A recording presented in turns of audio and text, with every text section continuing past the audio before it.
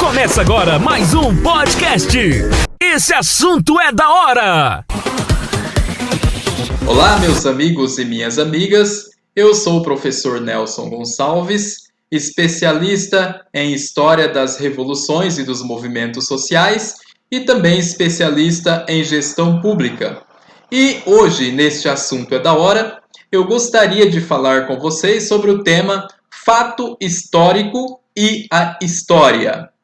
Bom, então, o que é os fatos históricos? Fatos históricos são acontecimentos ou fatos que ocorreram no passado e no presente e que influenciará o futuro. E a história? O que é a história? A história, a grosso modo, é a ciência que estuda os fatos históricos. Logo, o mundo atual é composto por vários fatos e acontecimentos históricos. E o fato histórico, ele é estudado através de vestígios deixados pela humanidade ao longo do tempo. E que, ao ser estudado estes vestígios e marcas deixadas no passado ou no presente, a história registra esses acontecimentos como fatos históricos. Já se perguntarmos para algum adolescente o porquê estudar matemática, logo nós iremos ouvir mais ou menos algo assim. Apesar de não gostar da matemática, ela é preciso porque me ajudará no futuro a fazer cálculos, a fazer contas de investimentos, a fazer contas, sei lá, de um orçamento, ou mesmo a contar dinheiro. Já se perguntar a mesma coisa para uma criança ou um adolescente, o porquê estudar história, poderemos ser surpreendidos como respostas assim: para que estudar história? Isso não me ajudará nada no futuro. Então, eu me apego aqui ao que diz Cícero. Cícero, um antigo pensador romano que viveu mais ou menos há 107 anos antes de Cristo, para ele, a história é a mestra da vida, magistrae vitae em latim. Cícero quer dizer o quê? Que, a exemplo do passado, os fatos históricos, os sofrimentos e sucessos do presente ou do passado, nós podemos com eles extrair para nós algo que nos oriente para viver no futuro.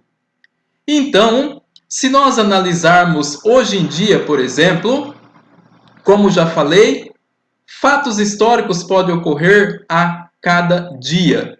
Recentemente, esta semana, nós podemos ver aí, presenciar, assistir nos meios de comunicação, os Estados Unidos dando posse ao seu 46º presidente americano. Isto é um fato histórico. Em 2020, nós, infelizmente, presenciamos o surgimento do coronavírus, e da doença Covid-19. Um fato, embora negativo, porém, um fato histórico.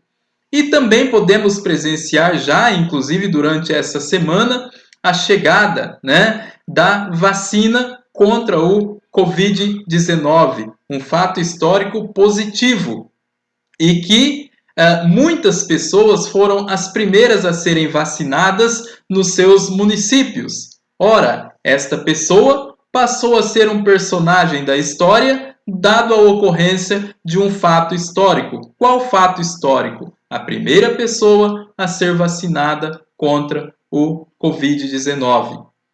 O que eu quero dizer para vocês é que a própria Covid-19 nos fez pensar um pouco o nosso modo de viver. Lembra que no início da nossa conversa eu disse que os fatos históricos, eles acontecem no passado ou no presente para nos orientar a viver no futuro? Então, se nós pegarmos há bem pouco tempo atrás, coisas simples como um aperto de mão, um abraço, e muitas outras coisas era tranquilamente de se fazer. Talvez em outros países não, devido à sua cultura e etc. mas no Brasil é muito comumente um abraço, um aperto de mão e etc. Né? O brasileiro é muito caloroso.